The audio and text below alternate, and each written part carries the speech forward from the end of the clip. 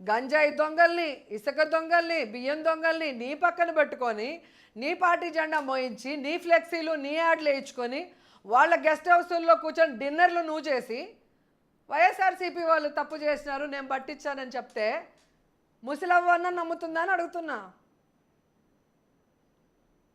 అంటే మీ జిల్లాలో మీరు బాగా ఎక్కువగా కొలిచే గణపతి స్వామి ముందు కాణిపాకం గణపతి ముందు మనం ప్రమాణం చేద్దాం రమ్మని సవాలు ఇస్తున్నారు కదా, సిద్ధంగా ఉన్నారా? ఏ దేవుడి ముందైనా ప్రమాణం చేస్తాను, ఏ దేవుడి ముందైనా ప్రమాణం చేసి చెప్తాను. మొన్ననే చెప్పే కదా, ఏదో కొండ మీద టికెట్లు అమ్ముకున్నానని ఒక ఎదవ మాట్లాడినప్పుడు చెప్పిన. ఎవడైతే ఆ మాట మాట్లాడాడో వాళ్ళంతా ఎదవలే. కొండ మీద టికెట్లు నేను అమ్ముకోవటం ఏంటి? ఒక రోజు షూటింగ్ చేస్తే లక్షల్లో వస్తుంది, ఒక సినిమా చేస్తే కోట్లల్లో వస్తుంది. నాలాగా దేవుడి భక్తి ఉన్నవాళ్ళు, నాలాగా 10 మంది నేను చేసుకునే విఐపి దర్శనం చేసుకోవాలని మంచి మనసుతో తీసుకొని వెళ్ళే వాళ్ళు ఎవరున్నారు ఒకసారి చెప్పండి. నేను సూటిగా మీ ద్వారా చెప్తున్నాను, కాణిపాకానికి వెళ్దాము.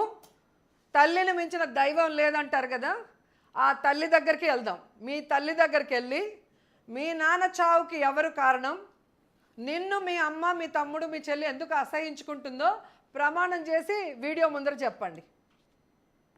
విగ్రహం పెట్టి నన్ను తిట్టడం కాదు, నగిరి సెంటర్లో నించొని మీ అమ్మ దగ్గరకు కూడా వచ్చి ప్రమాణం చేయి. నువ్వు ఎంత మంచోడివి, నువ్వు కుటుంబాన్ని ఎంత గౌరవిస్తావు, మీ నాన్న చావు కారణం ఎవరు, మీ అమ్మకు నువ్వు తిండి పెడుతున్నావా తరిమేసావా, ఆమె ఇప్పుడు ఎక్కడుంది, అన్నీ కూడా మీ అమ్మ ముందర మాట్లాడదాం. అప్పుడు నిజాలు వస్తాయి. ఎందుకంటే మనిషి అంటే మాట్లాడగలదు కదా, దేవుడు మాట్లాడలేరు కదా. కాణిపాకం ప్రమాణం లేదు కదా. కాణిపాకం ప్రమాణానికి డేటు టైము ఫిక్స్ చేస్తారేమన్నా మీరు? చెప్పాను కదా సార్, ఫస్ట్ వాళ్ళ తల్లి దగ్గరికి వెళ్దాం. తల్లిని మించిన దైవం లేదు, మాట్లాడగలిగిన దైవం. అక్కడ మాట్లాడి అక్కడి నుంచి కాణిపాకంకి వెళ్దాం. మొత్తం అన్ని ఛానల్ని పిలవండి.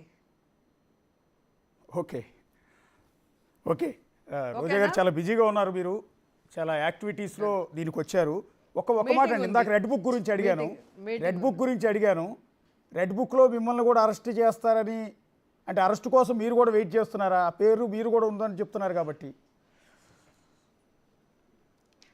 సార్ వెయిట్ చేయాల్సిన కర్మ నాకు పట్టలేదు. మీరు అడిగారు మీ పేరు ఉందా అని అడిగారు.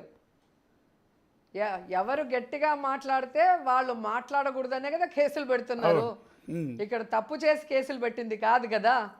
మిథున్ రెడ్డి గారి మీద పెట్టినా, జగనన్న పిఏ గారి మీద పెట్టినా, ఈరోజు ఇంకొకరి మీద పెట్టాలనుకున్నా, ఏవైనా కూడా అక్రమ కేసులు. చంద్రబాబు నాయుడు ప్రభుత్వం విచ్చలవిడిగా మద్యం సిండికేట్ల వాళ్ళతో, బిసిలరీ వాళ్ళతో లంచాలు తీసుకొని వాళ్ళ చేతుల్లోకి ఇచ్చి వాళ్ళకి నచ్చినట్టుగా ఈరోజు మద్యం పాలసీ తీసుకొచ్చి వాళ్ళు మా మీద జగనన్న మీద బురద జల్లుతుంటే జనాలు పిచ్చోళ్ళు అర్థం చేసుకోలేరా? ఇది డైవర్షన్ పాలిటిక్సు, బెదిరింపు పాలిటిక్సు, రౌడీజం పాలిటిక్సు. జగనన్న చెప్పారు కదా, మీరు చేస్తున్నారు, నేర్పిస్తున్నారు, రేపు దీనికి 10 ఇంతలు మీరు అనుభవిస్తారు. తప్పు చేయని మా మీద కేసు మీరు పెట్టినప్పుడు తప్పు చేసిన మీ మీద కేసు పెట్టడం చాలా ఈజీ. అంటే మీరు వాళ్ళంతా ఆ రోజు ఊచలు లెక్క పెట్టాల్సి వస్తుంది. మీరు మంత్రిగా ఉన్నప్పుడు ఆడుదాం ఆంధ్ర అనే కార్యక్రమాన్ని తీసుకొచ్చారు, అందులో పెద్ద ఎత్తున కుంభకోణం జరిగింది. ఆ కేసులో మిమ్మల్ని విచారించబోతున్నారు, మిమ్మల్ని అరెస్ట్ కూడా చేయబోతున్నారని కొంత ప్రచారం జరుగుతోంది. వచ్చిందా మీ వరకు అది? ప్రచారం కౌంటింగ్ అయిన రోజు నుంచి జరుగుతుంది, ఈరోజు కొత్తగా ఏం జరగలేదు. వాళ్ళు మాట్లాడే మాటలే మీరు అర్థం చేసుకుంటే అవి ఎంత ఫేకో మీకు అర్థమవుతాయి. ఫస్ట్ 100 కోట్లు దోచుకున్నాను ఆడుదాం ఆంధ్రలో అన్నారు. దాని బడ్జెట్టే 100 కోట్లు. 100 కోట్లు నేను దోచుకుంటే 3 లక్షల గేమ్స్ ఎలా ఆడారు, అన్ని కోట్ల రూపాయలు ప్రైజ్ డిస్ట్రిబ్యూషన్ ఎలా జరిగింది, అన్ని ఎక్విప్మెంట్లు ఎలా ప్లేయర్స్కి ఇచ్చారు, అంతమందికి ఫుడ్ ఎవరు పెట్టారు, అంతమందికి డ్రెస్సులు ఎవరు ఇచ్చారు, అంతమందికి ఎవరు ఆర్గనైజ్ చేశారో చెప్పాలి. రెండవది, అసెంబ్లీలో శాసన మండలిలో క్వశ్చన్ వేశారు, అవకతవకలు జరిగాయా అని అడిగితే జరగలేదు, అలాంటి ప్రసక్తే లేదు అని ఇచ్చారు. దీని మీద ఎంక్వైరీ చేశారంటే అలాంటి ప్రసక్తే లేదు అన్నారు. ఈ ఫండ్స్ని ఎలా వినియోగించారు అంటే ఇది R&B ద్వారా టెండర్లు వేశారు, R&B ద్వారా ప్రొక్యూర్ చేశారు, మిగతా ఆర్గనైజింగు ఈ ప్రైజ్ డిస్ట్రిబ్యూషను 26 జిల్లాల కలెక్టర్ల అకౌంట్లకు వెళ్ళింది, కలెక్టర్ల ఆధ్వర్యంలోనే జరిగిందని క్లియర్ కట్గా ఇచ్చారు. సో నాకు బైరెడ్డికి దీంట్లో సంబంధం లేదు. డైరెక్ట్గా ఎలా జరిగిందో వాళ్ళు ఇచ్చిన తర్వాత వీళ్ళు పేపర్లలో టీవీల్లో వీళ్ళకి నచ్చినట్టు మాట్లాడుకొని వీళ్ళకి నచ్చినట్లు వాళ్ళ క్యాడర్ని సాటిస్ఫై చేయాలన్న ప్రయత్నం చేస్తున్నారు తప్ప అక్కడ ఎక్కడ తప్పు జరగలేదు అనేది వాళ్ళకు కూడా తెలుసు. ఈరోజు ఎవరైతే దాన్ని నిర్వర్తించారో వాళ్ళు రెడ్ బుక్ రాశారు. ప్రద్యుమ్న గారు ఆ రోజు ప్రద్యుమ్న గారు ఆర్ఎండ్బి ప్రిన్సిపల్ సెక్రటరీ, అలాగే ఆడుదాం ఆంధ్రాకి కూడా ఆయన స్పోర్ట్స్ ప్రిన్సిపల్ సెక్రటరీగా ఉన్నారు. ఆయన ఈరోజు చంద్రబాబు నాయుడు పేషీలో సీఎంఓలో మెయిన్ పోస్ట్లో ఉన్నారు. ఆయన అడగండి, దాంట్లో తప్పు జరిగిందా లేదా అడగండి. మేమేమైనా సంపాదించుకున్నామా, మేమేమైనా సైన్ పెట్టామా, మేమేమైనా టెండర్లు వేసుకున్నామా అడగండి. ఎస్ వాళ్ళు రెడ్ బుక్ రాశారు, జగన్ గారు చెప్పారు మేము కూడా బ్లూ బుక్ రాస్తామని. వాళ్ళు థ్యాంక్ యూ. ఒక్క నిమిషం మేడం, ఒక్క నిమిషం.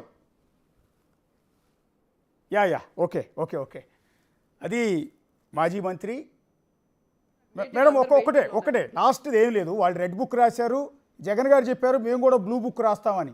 రీసెంట్గా మీ పార్టీ వాళ్ళు కొంతమంది మీ చిత్తూరు డైలాగ్ అండి, మీ ఫేమస్ డైలాగ్ అది, రప్ప నరుకుతామని. సో అది మీ రేపొద్దున మీ పార్టీ అధికారంలోకి వస్తే ఈ రివెంజ్ పాలిటిక్స్ కంటిన్యూ అవుతాయా అని నేను అడుగుతున్నా. రప్ప నరుకుతామంటూ ఉన్నారు కదా.